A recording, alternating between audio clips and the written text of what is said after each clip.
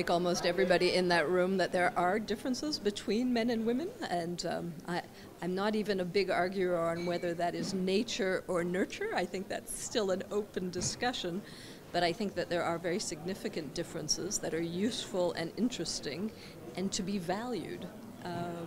And I think that the problem is that our entire business system has been designed by men for men in the 20th century, and it requires adaptation to fit and reflect a 21st century world that will be and is much more gender balanced.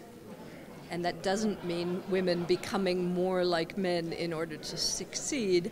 It means companies becoming much more flexible and adaptable to the reality of a gender-balanced world. I mean, the issue is how much do companies really respond to unexpressed women's needs, and how much do women even know what their needs are? So I always do this little question of how many of the women in any audience carry a purse, and usually 100% of the women will put up their hand, and then I'll ask, and how many of you drive a car? And almost the same number will put up their hand again.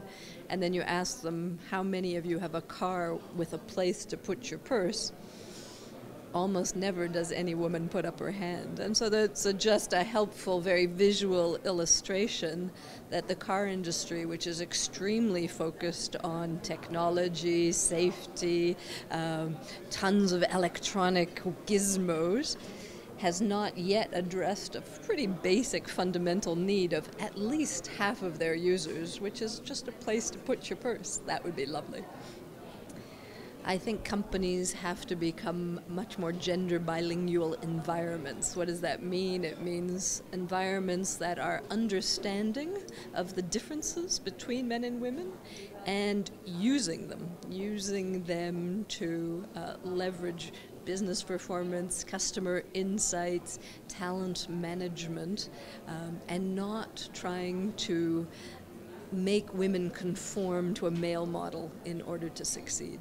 I mean, I think the Apple iPhone is a nice example of a product that has understood that unlike its predecessors that would design a pink phone to try and target a niche of women, it actually rethought and redesigned a phone that was entirely gender bilingual, which responded to the interests and aspirations of 100%, not of the existing market, but of the potential market, and brought both men and women a product that they identified with hugely, with an R&D focus on things like beauty and simplicity, which are two of women's key interests in life.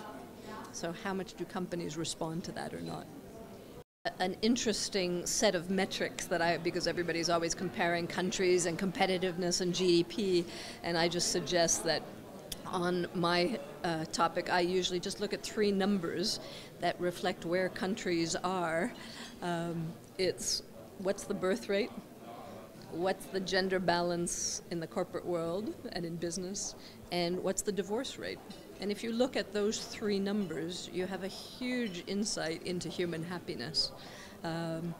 Usually if the birth rate is too low, it's because women have not been able to conciliate their many roles.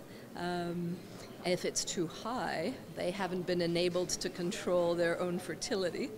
On the gender balance in business, you see whether women are being allowed as fully active members in the economy. And on the divorce rate, you see whether men and women have learned to live together in newly designed power relationships that are very different than what they were in the last century. I think where we are now is, if I stand back, I see the 20th century as the rise of women. I see the 21st century as that adaptation of men, companies, and countries to the consequences of that rise. And I think we're just at the beginning of that adaptation.